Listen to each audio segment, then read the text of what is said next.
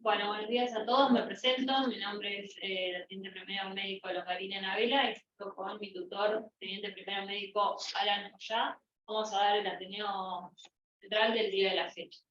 En este caso tenemos un paciente masculino de 31 años de edad, con un peso de 75 kilogramos, una talla así de 1,70 m, así, un índice de masa corporal conservado, que como factores de riesgo presentaba a nivel familiar el antecedente de la muerte de su padre a los 53 años por una causa desconocida, y a su vez también tiene 7 hermanos, uno de los cuales está siendo estudiado por problemas cardiovasculares que él no refiere no conocer porque no tiene una relación muy cercana.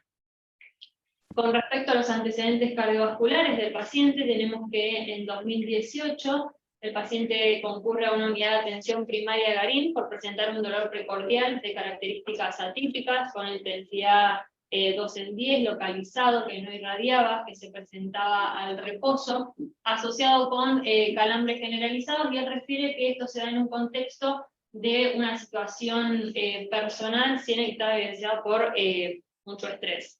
En este contexto es derivado a Clínica Delta, en donde le realizan un ecocardiograma en el cual se puede evidenciar diámetro de función sistólica del ventrículo izquierdo conservado, a su vez también la motilidad tanto global y segmentaria conservada, sin valvulopatías.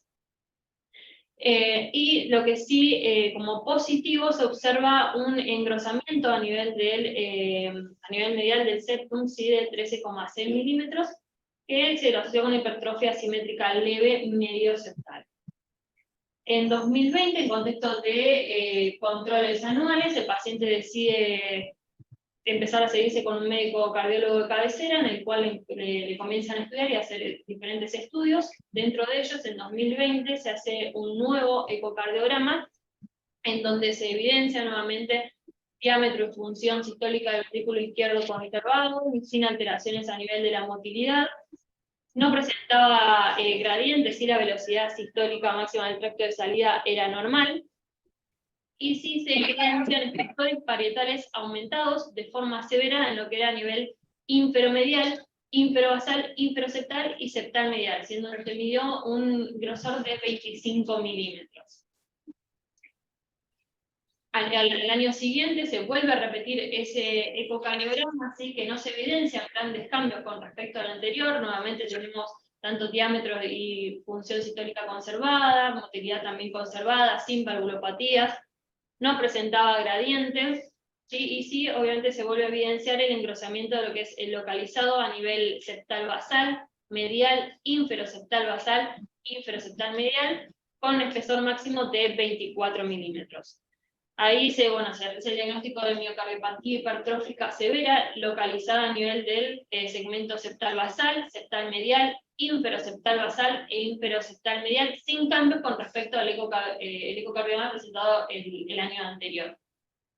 Con estos dos ecocardiogramas se pide una resonancia cardíaca, ¿sí?, en donde acá tenemos unas imágenes, ¿sí?, a nivel de la izquierda. Tenemos un cine 4 cámaras, ¿sí?, en donde se ve una hipertrofia a nivel del septum, ¿sí?, y en la imagen de la derecha ya tenemos un eje corto en donde se puede evidenciar lo que es la cara inferobasal, hipertrofia a nivel del ventrículo izquierdo. No sé si alguien quiere comentar las imágenes.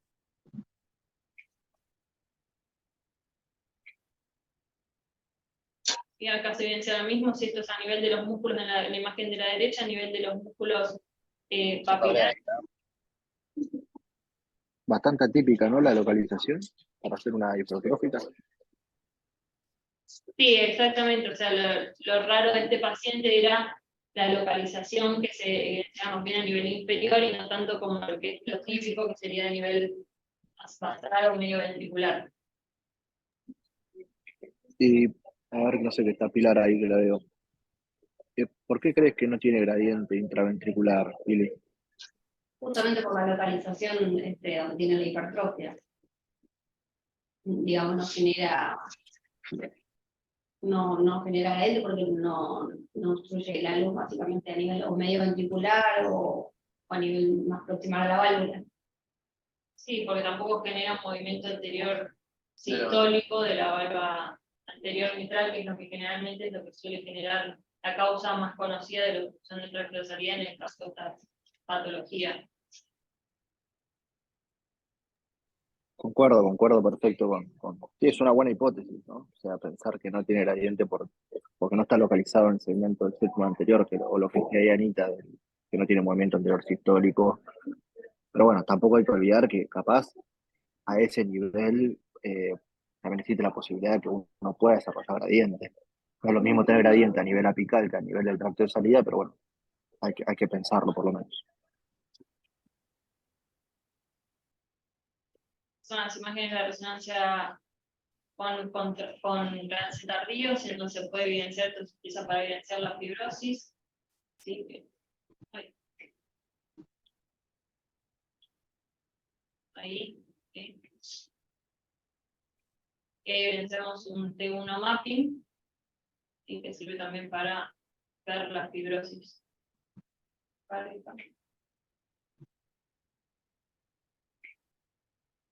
Bueno, y en cuanto al informe de la resonancia magnética, sí se está evidenciar que los diámetros del ventrículo izquierdo están conservados, a su vez también como la masa y los volúmenes, ¿sí? Pero tenemos obviamente la miocardiopatía hipertrófica de la variante septal reversa, con fracción de eyección conservada, con un máximo del espesor parietal medido en ese momento, en 2021, de 28 milímetros. Y los signos de fibrosis miocárdica no superaban el 15% de la masa.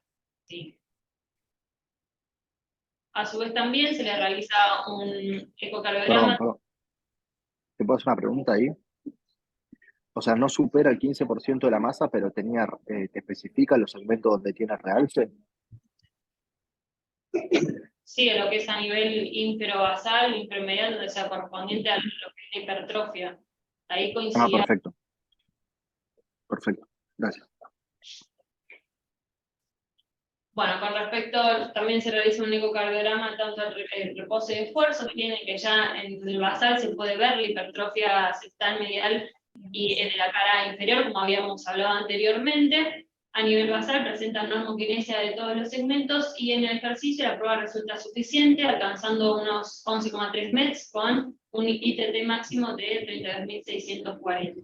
¿Sí? A su vez también, o sea, como conclusión, tenemos que no presentó signos de isquemia, ¿sí? A la máxima carga alcanzada para lo que fue esta prueba.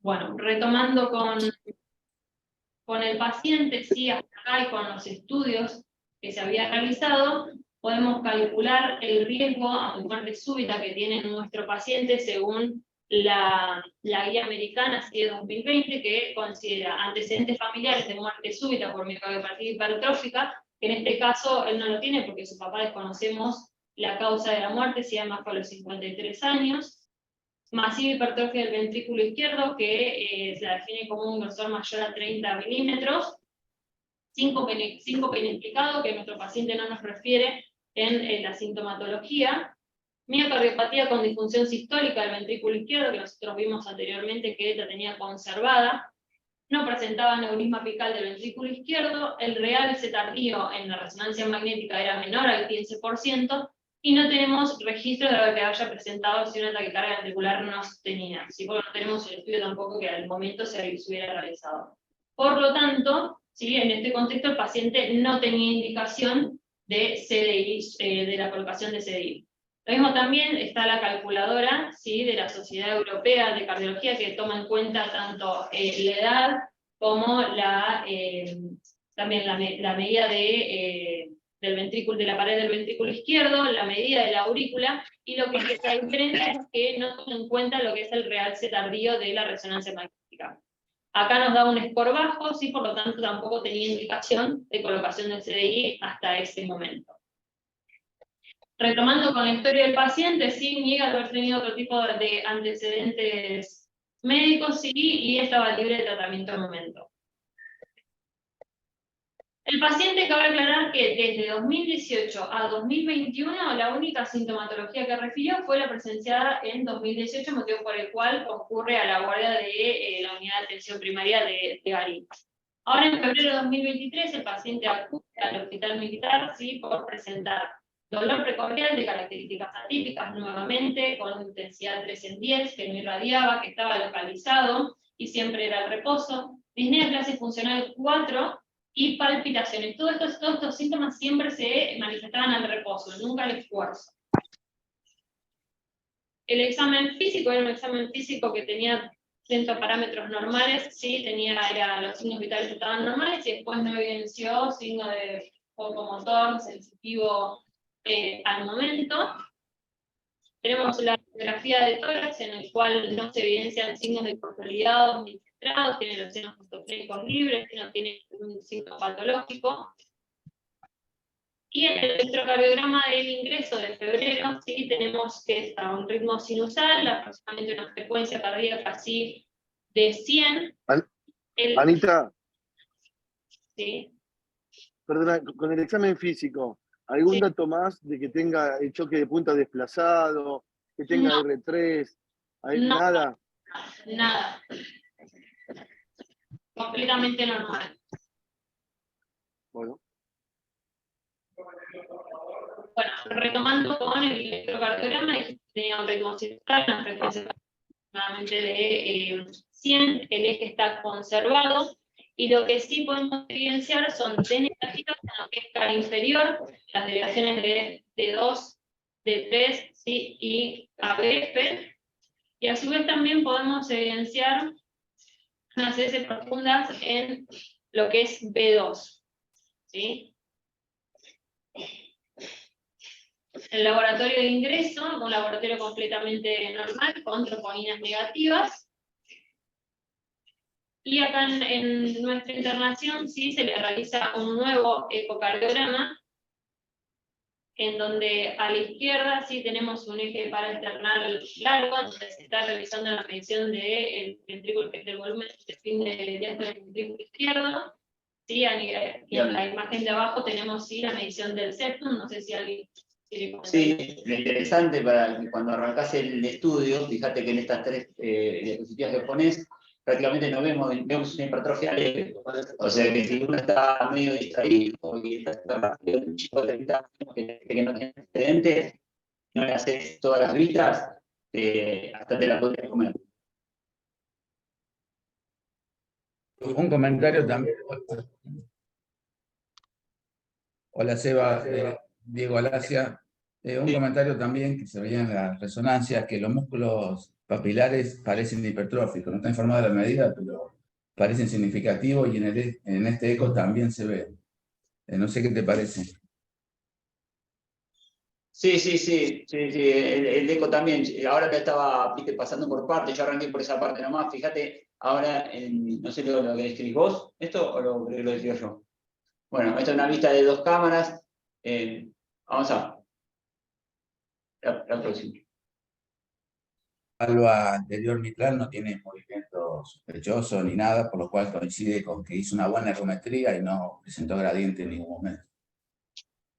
Sí, bueno, en esta vista de 2 cámaras vemos ahí sí claramente la hipertrofia, un poco de aumento de refringencia también, la función sistólica está preservada, y le medimos casi, creo que 26 milímetros de diámetro máximo, y sobre todo la localización, como decían antes, inferobasal, inferomedial, septum inferior basal, septum inferior medial, una particularidad, ¿no? Dale.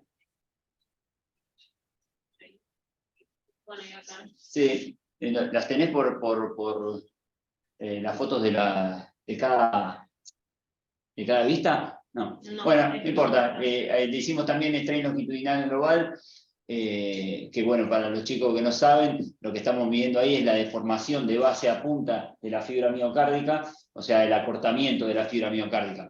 Y bueno, lástima que no están los videitos para que vean un poquito más. Esto ya es el ojo de buey, que es la conclusión de todo lo que se le hace al strain. Y el strain global le daba disminuido, si mal no recuerdo le daba -15, para un normal de -18, -20, depende el equipo. y daba strain longitudinal, estaba el acortamiento estaba alterado precisamente en los segmentos de la hipertrofia, todos esos segmentos. No sé si vas a decir algo del strain, con qué correlaciona, o lo digo yo.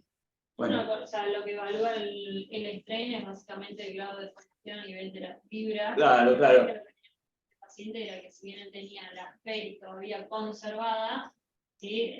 Ya el strain nos habla que en un futuro esta FEI evidentemente va a... Claro, es mucho más sensible que el ojo humano, que la fracción de eyección, y ya estamos viendo el deterioro, ¿no?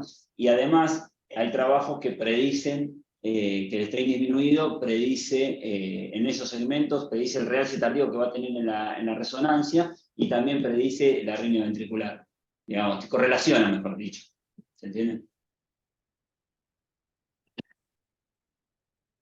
Bueno, como dijo el doctor anteriormente, sí, le dio un engrosamiento de 36 milímetros a nivel de lo que fue, de lo que era el segmento inferobasal, inferomedial, anteroseptal basal e inferoseptal basal, ¿sí? No generó gradientes ni en el reposo ni con la maniobra de Valsalva, y lo que sí se pudo evidenciar en el strain longitudinal sí que estaba disminuido a expensas justamente de los sectores donde se evidenciaba la hipertrofia. No es milímetros, es porcentaje.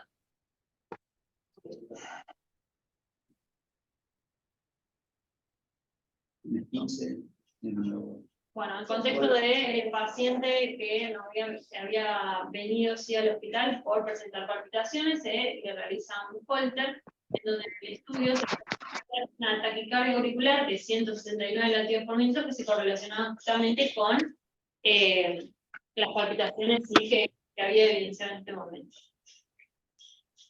Bueno, hasta acá, conociendo todo lo que hablamos del paciente, cómo ya les ocurre cómo seguirían, cómo lo seguirían estudiando, o qué harían con el paciente, tratamiento, qué tratamiento le darían, si tienen libre de tratamiento o no.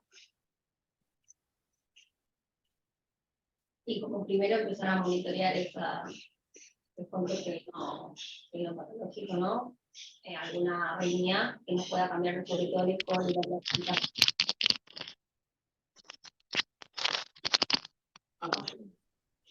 ¿El Holter qué tenía, perdón? Taquicardia auricular.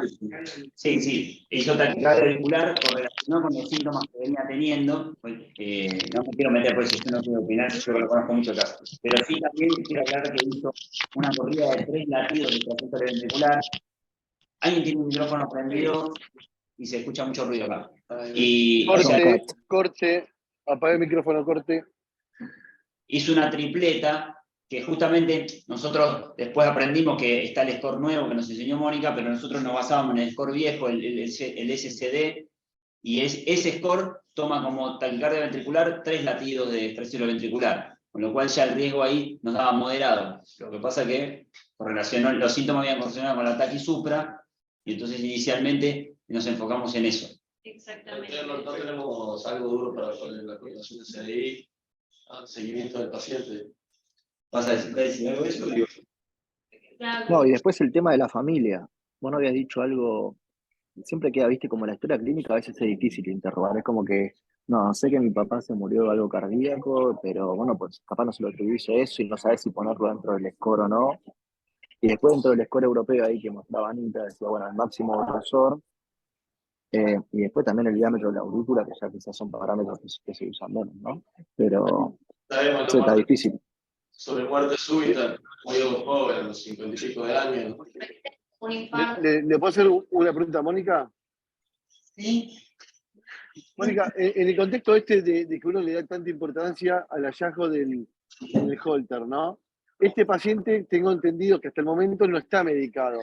Ahora, si el paciente viene medicado con altas dosis de bloqueantes cálcicos, digo, ¿cambia si hace la arritmia sin medicamentos a que si lo hace con altas dosis de bloqueantes cálcicos? No, ya hay varios estudios donde se ve que no hay ningún fármaco que sirva de prevención primaria, ni siquiera la miodarona. El hecho de todavía seguir dando betabloqueantes a la miocardiopatía hipertrófica es más por una necesidad médica que no está basada en ninguna evidencia científica. Así que, ¿pero bloqueantes cálcicos? Tampoco, ningún medicamento. Te nombré los betabloqueantes porque por ahí es los más usados, pero ni betabloqueantes, ni cálcicos, ni antiarrítmicos como amiodarona, ni otros antiarrítmicos como se hacía hace muchísimos años probándolos con estudios electrofisiológicos. Nada de eso Para la arritmia también. para prevención Igual, primaria. claro, tal Para cual, la- pensando en la arritmia, ¿no? Porque uno de betabloqueantes, surcantes cálcicos, pensando, Exacto, digamos, en la patología en sí, no en la parte arrítmica solamente. exacto, por eso Primera elección el betabloqueante, primera elección. quería aclarar que los síntomas del paciente eran siempre en reposo a la noche, lo despertaba y sentía disnea y palpitaciones. Nunca el esfuerzo, con lo cual no sospechamos que era una miocardiopatía hipertrófica que hacía gradiente al esfuerzo y hacía síntomas, o tenía una gran falla diastólica y hacía síntomas. Sospechábamos más el tema Algo rítmico. arrítmico. Yo quería aclarar que estaban hablando del antecedente familiar. El antecedente familiar de muerte súbita, cuando desconocemos si realmente el mecanismo de la muerte súbita, solo se toma como positivo si fue inferior a los 40 o 35 años de edad, para ser más estrictos. Toda otra muerte súbita por encima de esa edad no lo podemos poner como dato positivo ni en el score ni como estratificador. Entonces, lo podemos tener en cuenta, pero no es el dato al que se refiere este score. Es muerte súbita de un familiar de primera o segunda línea, menos de 35 años, menos de 40 según nosotros, pero no más. Va a morir a los 50, donde ya la alta incidencia de enfermedad coronaria hace que se te embarre la cancha, como la muerte súbita fue por miocardiopatía hipertrófica. Y la tercera cosa, antes de que continuemos, es que en ese holter que tenía la taquicardia, tenía una TV no sostenida, como dijo Sebastián. Y las TV no sostenidas también, según las últimas revisiones, hay que tenerla en cuenta como antecedente o como estratificador cuando, si son cortas, son más de 3. Y si no, cuando duran más de determinada cantidad de latidos, que bueno, ya lo vas a decir vos. Entonces tiene que tener unas características, no es solo la presencia de una tripleta, porque ya en este holter la tenía. Necesitábamos un poquito más para usarla como estratificador. Déjame aprovechar una duda que sí venimos teniendo. ¿Hay consenso actual para definir TB con 4 latidos o con 3 latidos? TV, el consenso actual son 3 latidos. 3 latidos, Sí, listo. sí. Ok. Y la frecuencia cardíaca, porque si 3 latidos está... Sí, claro. Bueno, este paciente sí en febrero se va de alta con beta bloqueante, sí, con una dosis 2,5 días, sí, y nuevo seguimiento con el Pero, servicio. ¿por qué? ¿Qué interpretábamos? Y justamente porque interpretamos que la taquicardia auricular, si hacemos tratamientos sintomáticos, sí, de que las palpitaciones estaban correlacionadas con la taquicardia auricular y no con la patología en sí. ¿Sí? Bueno, al ocurrir, sí, una vez que se va de alta, concurre sí electrofisiología, aquí es donde se le indica un nuevo holter y una nueva resonancia para poder hacer una nueva valoración en cuanto al riesgo de muerte súbita que tiene este paciente, que el anterior que habíamos tenido era así con estudios de 2021, que hasta ese momento el paciente venía sin síntomas. Se le realiza un holter de 48 horas y en este holter sí lo que se evidencia son extrasístoles supraventriculares, sí tenemos una ID3 compleja también, y ahí sí tenemos una taquicardia ventricular monomorfa no sostenida de 8 complejos. ¿Sí?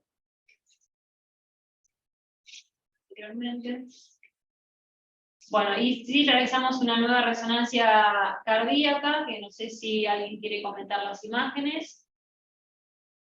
Si no tenemos, hay un eje corto en el que se ve la hipertrofia del ventrículo, de la pared del ventrículo izquierdo, ¿sí? A nivel de los músculos papilares.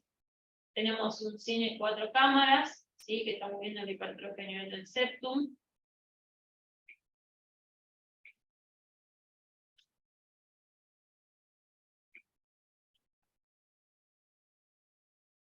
Nuevamente. Y lo que es, tenemos las imágenes del realce tardío, siendo se puede evidenciar la fibrosis nuevamente. Y acá tenemos un T2 mapping para evidenciar la fibrosis. Acá en esta resonancia, ¿sí? Donde se ve nuevamente que conserva los diámetros del ventrículo izquierdo que está normal, al igual que la masa, pero sí se evidencia, se mide el máximo espesor parietal, sí, de 26 milímetros, correspondiente justamente con el eco realizado en internación, ¿sí? Los signos de fibrosis miocárdica que con la resonancia cardíaca no superaban el 15%. Ahora bien, el paciente hasta este momento venía libre de síntomas, pero en abril vuelve a repetir la sintomatología, nuevamente con dolor precordial de características atípicas, disnea y palpitaciones que siempre se volvieron a manifestar a la noche. El paciente estaba durmiendo y se despertaba con estos síntomas, ¿sí? El electrocardiograma así de ingreso, que nuevamente tenemos un ritmo sinusal, acá tenemos una frecuencia cardíaca aproximadamente de 70, No, ¿sí? 65, perdón.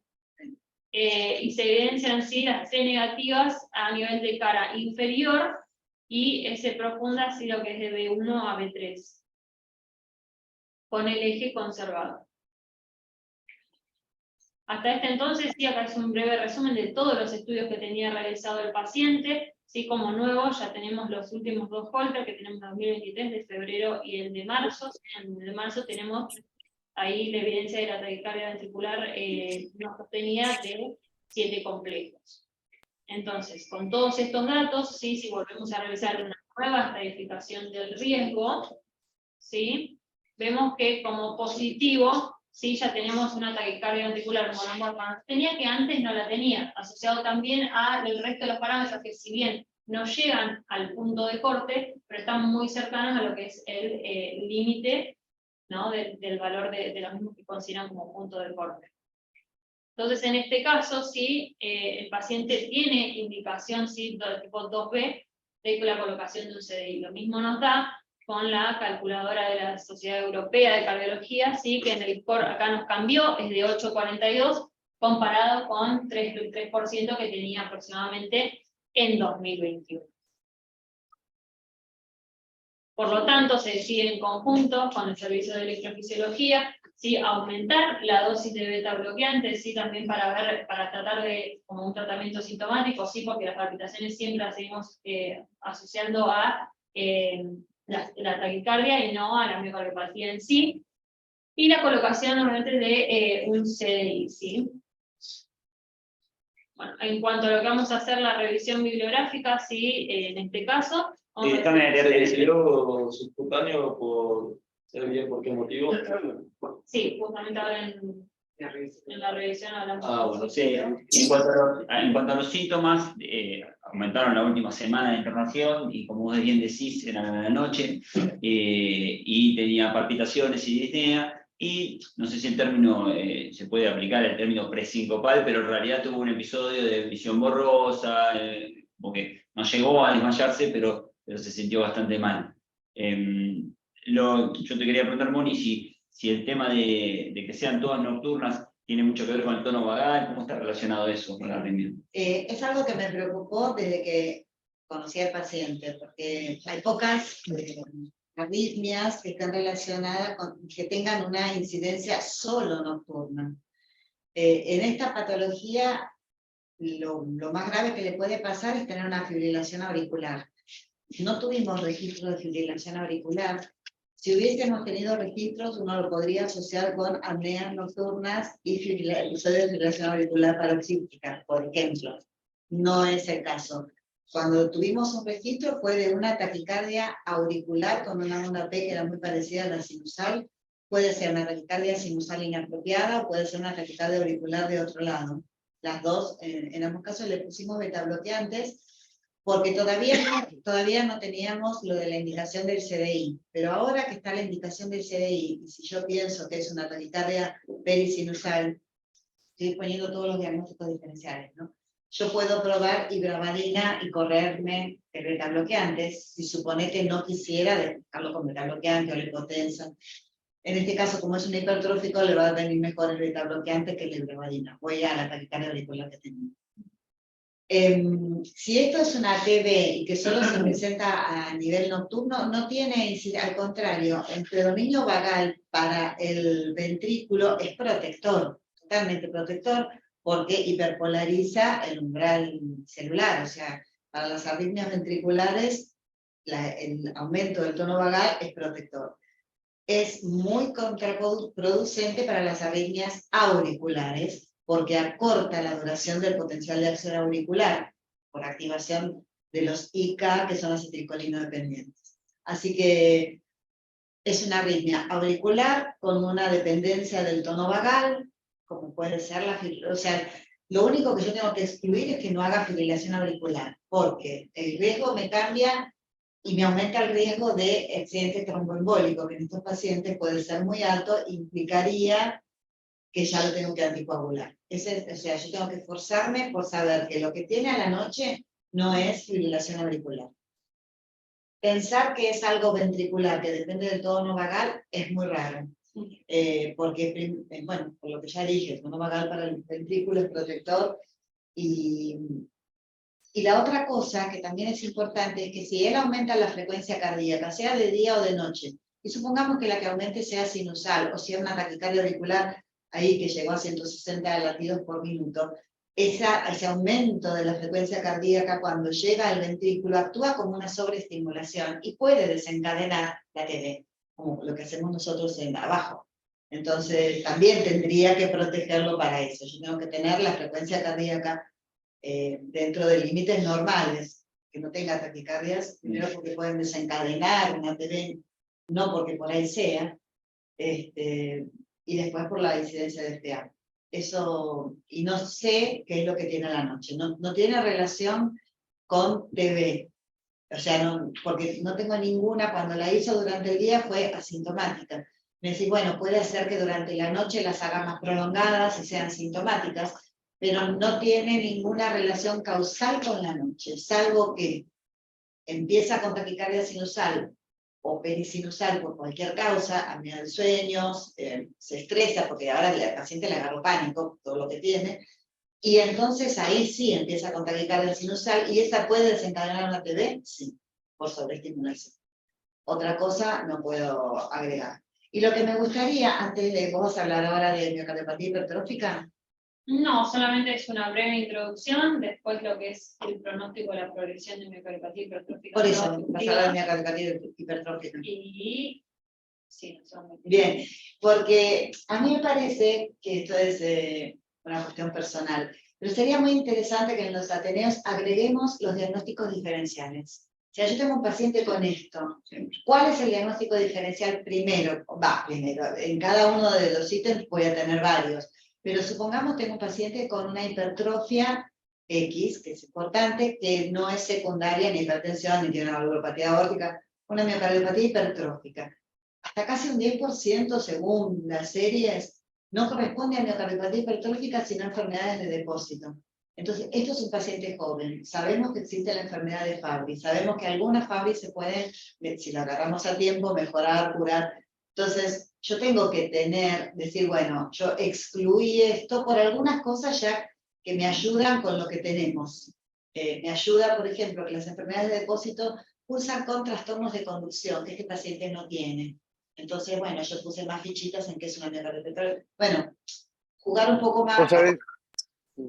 Sí. Mónica, cuando Anita iba contando el caso, yo me imaginé un poco esta observación tuya, porque cuando uno está haciendo sus primeros Ateneos, lo que pasa es que te mata el sincericidio de contar el paciente estrictamente como vino, y por eso vimos una resonancia antes de ver un electro, y por ahí como mensaje no está mal de decir, bueno, uno puede contar el paciente dándolo vuelta y no contando todos los antecedentes, si queremos jugar con los diagnósticos, porque claro, si a vos te llega un paciente con una resonancia, ya, digamos, uno puede nombrar los diagnósticos diferenciales, pero se pierde el juego de pensar esto que vos estás contando, de pensar que cuando uno tiene los espesores aumentados, no sé, pensar en Fabry, amiloidosis, otro tipo de diagnósticos. Entonces, no digo que esté mal como se presentó, sino que también hay otro modo alternativo de no mostrar todas las cartas, porque de todos modos el paciente tiene ya un par de resonancias. Sí, como eso punto aparte.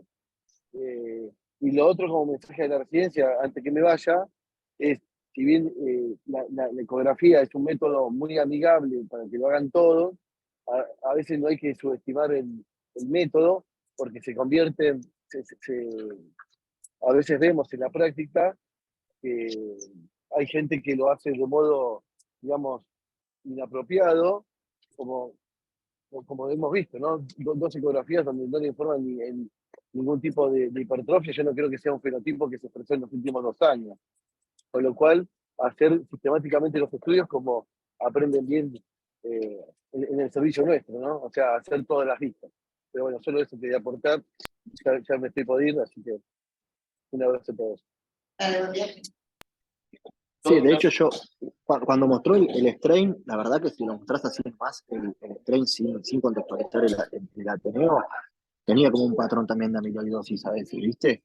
Como que la punta estaba más preservada que el resto de los segmentos, pero bueno, la resonancia descartaba un poco ahí que con el T1 y el T2.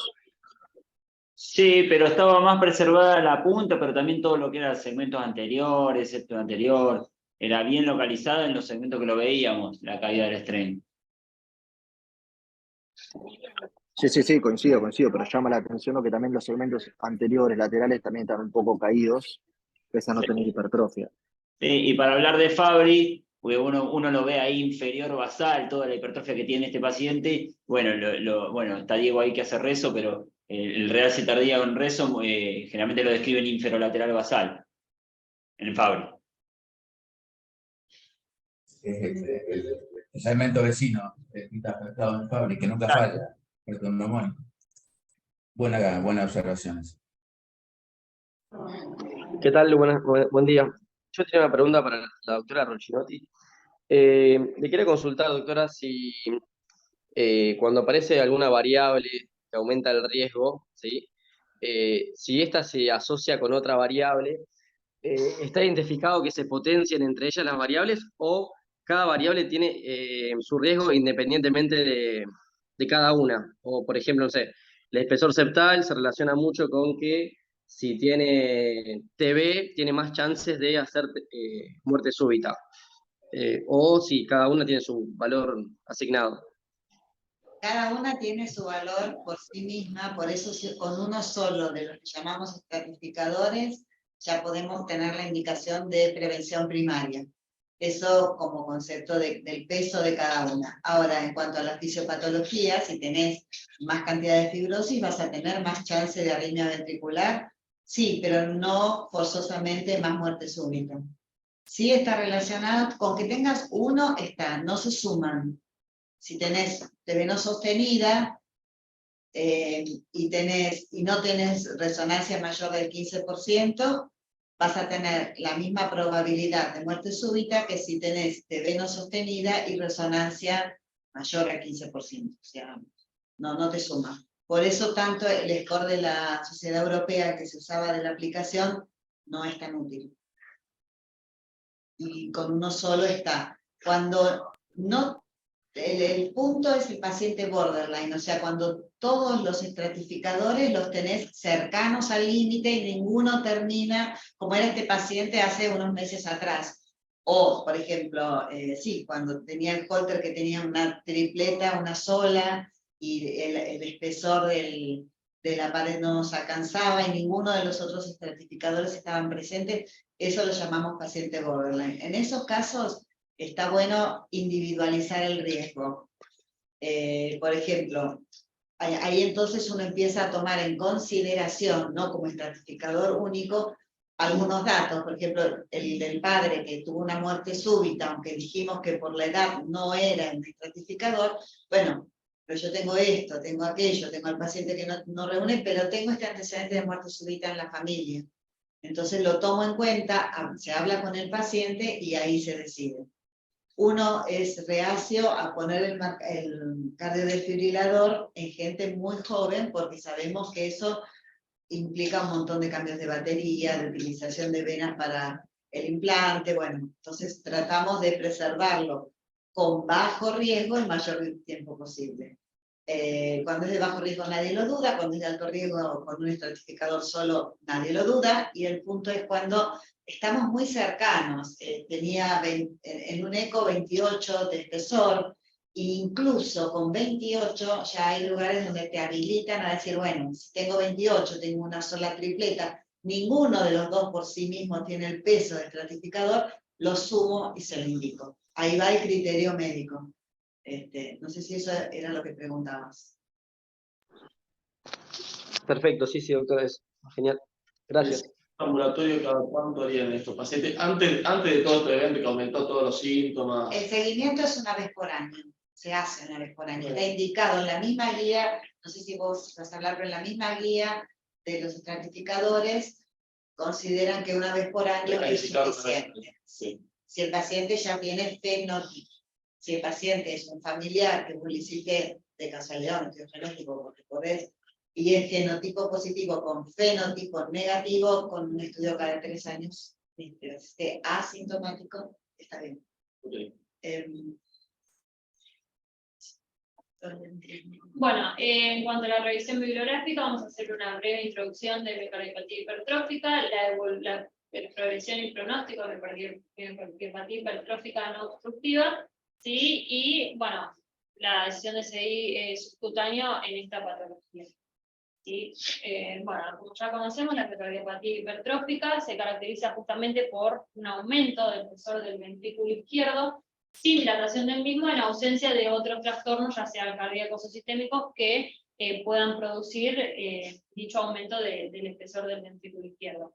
Dentro de las enfermedades cardiovasculares genéticas es la más frecuente y es la principal causa de muerte en pacientes jóvenes, de muerte súbita en pacientes jóvenes, ¿sí?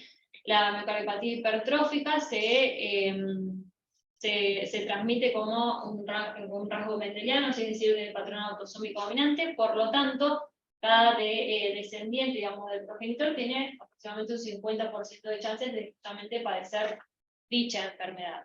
¿Sí? Como la causa, se estima que son mutaciones a lo que es a nivel de los genes que codifican para proteínas, ¿sí? Del sarcómero o bien del disco Z cardíaco, que las dos más conocidas, si bien hay varias, pero una de las más conocidas es el gen que codifica para la beta-miocina y la proteína C de unión a la miocina, que estas dos son las más frecuentes, junto con también el gen que codifica para la troponina T. Dentro de la miocardiopatía hipertrófica podemos hacer una clasificación desde el punto de vista hemodinámico, como mencionamos anteriormente, en el que se puede dividir tanto en obstructiva como no obstructiva. Obstructiva justamente es si genera una obstrucción al tracto de salida del gradiente, como considerado sí que la causa más frecuente sí es por el movimiento anterior sistólico de la valva mitral. Y dentro de esta sí se puede ser persistente, latente o lábil. Persistente es que la obstrucción se produzca al reposo. Latente es que sea provocada por maniobras de Valsalva, por ejemplo, o bien lábil. Y con respecto a la no obstructiva, sí se va a diferenciar según la función sistólica esté conservada o no. Déjame agregarte, el patrón que sea obstructiva no solo es la miocardiopatía hipertrófica asimétrica que describiste vos, del septum anterior basal, sino también puede ser medio ventricular. O sea, en cualquier lado te puede generar gradiente y hay que buscarlo. Por otro lado, está muy discutido el concepto de por qué es que se genera el gradiente obstructivo. Antes siempre, históricamente se describió que tenía que ver con el efecto del movimiento anterior sistólico más el efecto Venturi que se genera por el vaciado del ventrículo. Bueno, ahora hay una corriente muy fuerte que dice que no tiene nada que ver con el movimiento anterior sistólico, que eso es una consecuencia del arrastre del flujo, pero bueno, lo definen por una descarga sistólica muy intensa de flujo en una estrechez, digamos, y todo lo demás es consecuencia, pero bueno, no importa, te digo porque es una... hace poco hubo una charla, por ejemplo, en Lombardero, que hablaba de todos esos efectos hemodinámicos que se reproducen in vitro, pero no en vivo, bueno, no importa. Bueno, a su vez también la podemos clasificar según la distribución de la hipertrofia, así que tenemos el tipo 1, que es aproximadamente el 10% de los pacientes, en donde la hipertrofia generalmente se localiza a nivel de lo que es la porción anterior del septum, y la tipo 2, que se da aproximadamente en un 20-25%, sí, que es la porción anterior y posterior del septum, pero que no tiene hipertrofia en lo que es a nivel de la pared libre del ventrículo izquierdo. La tipo 3, que la definen con la más característica, y la más frecuente, en donde se evidencia una hipertrofia a nivel de lo que es la porción basal, el septum y la pared libre del ventrículo izquierdo, y la tipo 4, en la cual se evidencian en otras zonas de la región, digamos, de la hipertrofia del ventrículo izquierdo, pero deja libre, sí, otra vez lo que es la pared libre del ventrículo izquierdo. ¿Sí? Después también se lo puede clasificar, obviamente, según la morfología sí, que adopte el septum en cuanto a lo que es la hipertrofia. ¿Sí? Tenemos que la sigmoide, donde se va a evidenciar una protuberancia septal, ¿sí? del septum, y tenemos un septum más bien cóncavo, en lo que es la curva inversa o la curva reversa, en el que se ve el tabique convexo y la cavidad del ventrículo izquierdo generalmente es concéntrica. En lo que es a nivel apical, la hipertrofia digamos, a nivel de la punta, así que estas son las que más se asocian a neurismas apicales. Y después tenemos la neutral, sí, que se evidencia un tabique recto. Bueno, en cuanto ahora a lo que es la miocardiopatía hipertrófica no obstructiva, sí, si bien no está muy estudiada porque la más frecuente es la obstructiva, sí, nosotros tenemos un estudio acá en el que se hizo un estudio prospectivo que se evaluaron 573 pacientes que tenían la patología de miocardiopatía hipertrófica sin diferenciar, ¿no?, de lo que es obstructiva de la no obstructiva, ¿sí?, con síntomas de clase funcional 1 o 2. Dentro de ellos tenemos que 249 si eran los que presentaban miocardía hipertrófica no obstructiva. ¿Sí? Acá lo que se evidenció es que, o sea, estos pacientes fueron seguidos durante una media de 6,5 años, y de los pacientes que presentaban miocardiopatía hipertrófica no obstructiva, 225 de ellos, es decir, el 90% de los pacientes permanecieron en la misma clase funcional, es decir, que no progresaron en cuanto a la sintomatología. Ahora, solamente el 10% de ellos sí desarrollaron una progresión de la clase funcional, que si bien se evidenció que estos pacientes ya tenían como un riesgo, tenían otros factores de riesgo adicionales, ¿sí?, por los cuales ellos presentaron esta progresión en la sintomatología, como es, por ejemplo, que ya tenían antecedentes de fibrilación auricular, por ejemplo. ¿Sí? Entonces, como resultado, sí se evidenció que los pacientes con miocardiopatía hipertrófica no obstructiva tienen menos probabilidades en desarrollar o bien de experimentar los síntomas limitantes de la insuficiencia cardíaca avanzada, y que también obviamente son en la mayoría de los casos refractarias al tratamiento, con respecto a los pacientes de la miocardiopatía hipertrófica obstructiva, que sí tenían un riesgo muchísimo mayor de presentar dichos síntomas.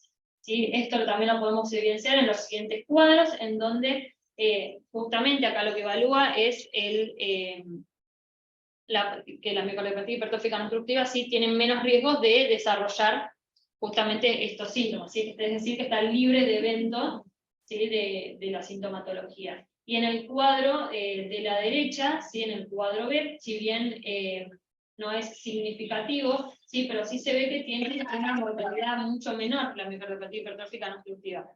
En el cuadro se puede evidenciar que no hay grandes diferencias con respecto a la obstructiva, pero ¿por qué? Porque en este caso, los pacientes que fueron valorados de la miocardiopatía hipertrófica obstructiva sí tienen esa alta tasa, digamos, de mortalidad. ¿Por qué? Porque fueron sometidos ya sea a un trasplante cardíaco o bien a una miomectomía. Eso fue lo que mejoró la sobrevida, y por eso es que no se evidencia tanta diferencia en cuanto a la mortalidad. Ahora, en cuanto a el CDI, ¿sí?, en nuestro paciente, ¿sí?, el que presentamos anteriormente, ¿sí?, como hablamos hasta hace un ratito, ¿sí?, en el caso de tener un primer evento, ya sea de muerte súbita abortada o de fibrilación ventricular, ya tenemos indicación de tipo 1A, ¿sí?, de colocación del CDI. Ahora, si presenta al menos uno de los factores de riesgo, ¿sí?, que mencionamos anteriormente, ¿sí?, ya sea el antecedente de muerte súbita en algún familiar, la hipertrofia masiva, un síncope inexplicado, ¿sí?, o una función sistólica menor al 50%, ¿sí?, se recomienda, ¿sí?, indicación 2A de colocación de CDI. Pero, ahora bien, si no tiene ninguno de los anteriores, pero tiene un episodio de taquicardia ventricular no sostenida, tal igual que un realce tardío en la resonancia magnética, sí también se puede considerar la implantación de CDI. ¿El realce toma 15% de corte? Sí, mayor de 15%. O sea, bastante más simplificado el score. el anterior igual lo hacíamos con tabla con el celu, digamos, pero bastante más simplificado, digo. Claro, y la diferencia era como que te sumaba, iba sumando y te generaba ahí justamente el score. En cambio acá ya directamente con uno solo, Sí. o uno solo de los factores de riesgo que llevan acá arriba, o bien, ya con la presencia de uno solo tenés la indicación. Recordemos que el score lo tomaba la resonancia. El anterior. Y tomaba el diámetro auricular Sí, la externo. auricular. Me gustaba. Bueno,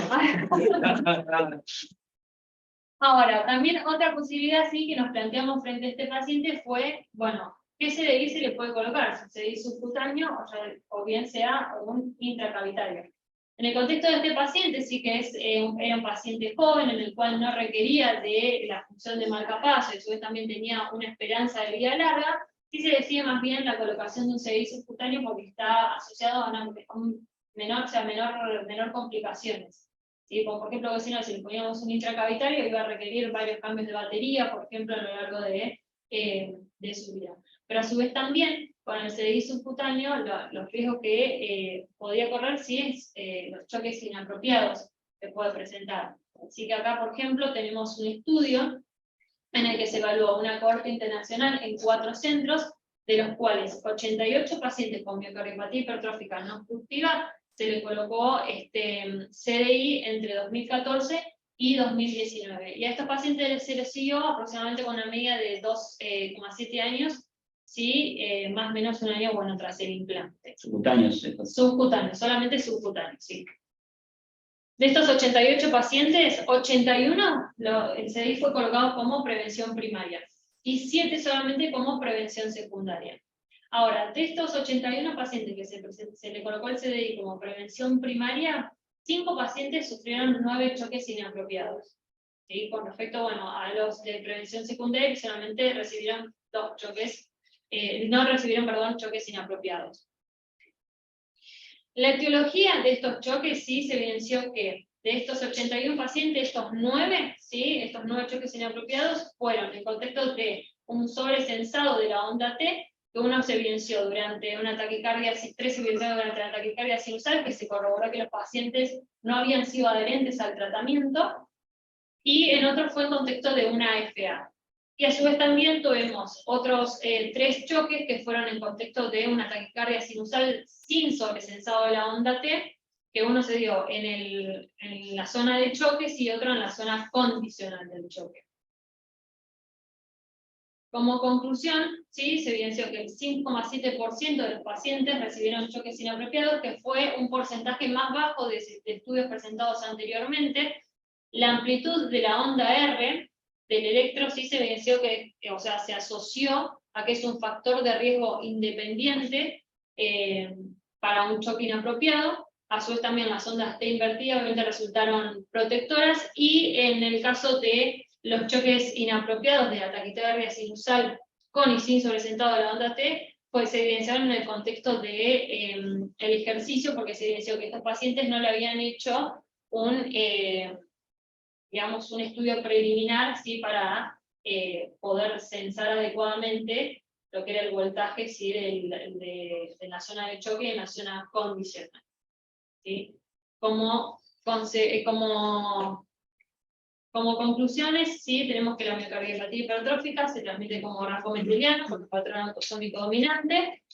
La no obstructiva presenta un curso muchísimo más benigno de la enfermedad y se relaciona con una menor tasa de riesgo de padecer las complicaciones propias de la miocardiopatía hipertrófica, como es la insuficiencia cardíaca refractaria al tratamiento, fibrilación auricular y riesgo de ACV embólico.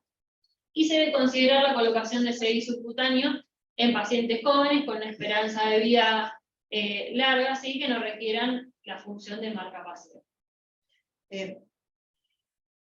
A mí me parece, no estoy de acuerdo con una conclusión, ponela esta. Cuando pones que la miocardiopatía hipertrófica no obstructiva tiene menor riesgo, es cierto por lo que mostraste, que tiene un menor riesgo de padecer, como escribiste ahí, complicaciones como insuficiencia cardíaca refractaria, FA, ACV embólico, eso es cierto. Pero no es que el riesgo de muerte súbita sea bajo. No, porque eso es, claro. El riesgo de muerte súbita lo sacás de esto. Claro, sí, de sintomatología, digamos, de esa sintomatología, hay que aclararlo, claro, está bien. la muerte súbita ya lo vimos anteriormente. Que Claro, si queda alto, que no sea... buena inversión. Exactamente.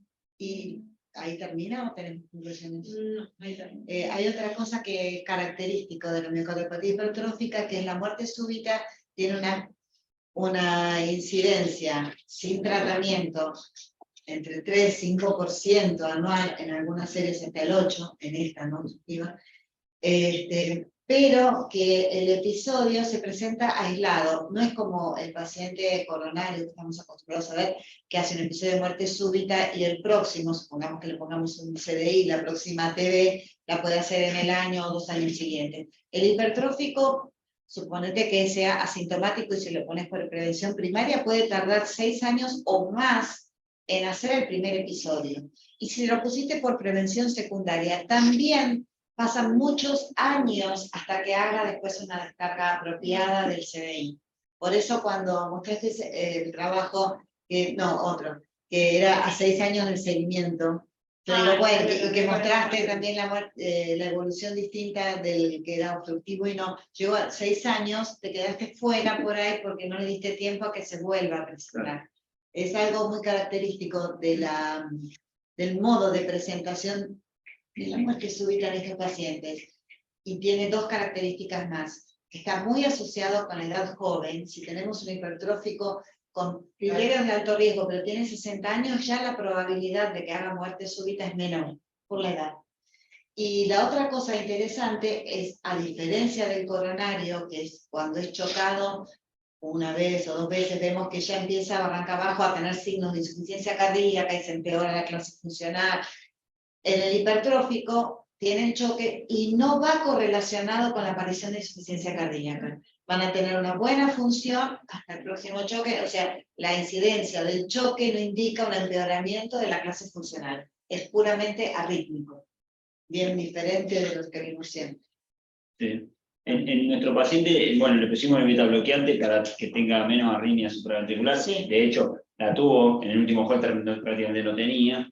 ¿Pero te preocupa igualmente el tema de los choques espurios en este chico? Sí, claro. Pero yo creo que con el beta bloqueante, si lo tolera por la presión arterial, va a andar bien. Igual el punto de corte, bueno, la otra cosa es que al poner un CDI subcutáneo sabemos que es solo para desfibrilación, no vamos a poder hacer terapia de marcapaseo si necesita, ni tampoco terapia de marcapaseo de taquicardia. Así que solo nos vamos a guiar por la frecuencia cardíaca, va a haber una zona de fibrilación ventricular. El problema es que la gente joven es joven y se creen, bueno, pobres, se sienten sanos, empiezan a disminuir el beta bloqueante, empiezan a tomar alcohol, empiezan a ir a bailar y ahí o a jugar al fútbol y ahí tenemos los choques espurios. Eso es lo que nos pasa en la diaria. Si uno está controlado con la frecuencia cardíaca sinusal, con beta bloqueante, con lo que quieras, en este caso le voy a dejar beta bloqueante, pero si fuese otra patología puedes usar antifibriladina o bloqueantes cálcicos. Uno le dice, uno lo controla que cuando hace algún tipo de ejercicio no suba la frecuencia cardíaca cerca del rango que yo le puse para FB. Pero el rango de FB habitualmente es 200, 220. Eso te iba a preguntar. Pero los chicos jóvenes hacen 200 y toman 3 alcoholes, cualquier cosa, un espido, un esto, un aquello, y chao. O sea, pero es así, Y este muchacho, ¿qué acto físico le firmaría? Bueno, la otra, eso es interesante, porque esta es una patología donde sabemos que el esfuerzo predispone a, puede ser un desencadenante de la arritmia ventricular. Hablo de arritmia ventricular y el paciente no obstructivo. Entonces, lo sacamos de los competitivos. No está indicada el entrenamiento para deporte competitivo. Y deporte recreacional siempre estuvo como limitado. Casi nadie te va a filmar que puede, no sé, si él quiere entrenarse o jugar al básquet o jugar al no sé qué, recreacionalmente. Hasta hace, no sé, me parece que las guías de deportes de Bethesda, en el 2014, juntamente con esa, o por ahí, y decían que no, que lo saquemos de todo lo que sea deporte. En esta última, dice que se lo podemos indicar con estos recaudos, ver que la frecuencia cardíaca no lo lleve al rango, que el deporte no sea un deporte de contacto físico con probable daño del catéter, porque lo va a tener acá, o daño del generador, es difícil. y que no empeora el pronóstico, que haga un poquito de deporte, y que tenemos que considerar al paciente como una totalidad. Entonces es una persona joven que algo va a querer hacer, no lo podemos poner en una cama, él no se siente enfermo, entonces es una negociación, que pueda hacer un poco de deporte con bajo riesgo, el bajo riesgo va de nuestra parte. Y la otra cosa que no está indicada es ponerle un CDI y decirle anda a hacer deporte. O sea, ponerle el CDI para darle libertad a hacer deporte es incoherente. Es incoherente. La indicación del CDI viene por otro lado y lo del deporte viene por educación. Sí, ahora podemos firmar un poquito. Sí. Y Anita, la Uri,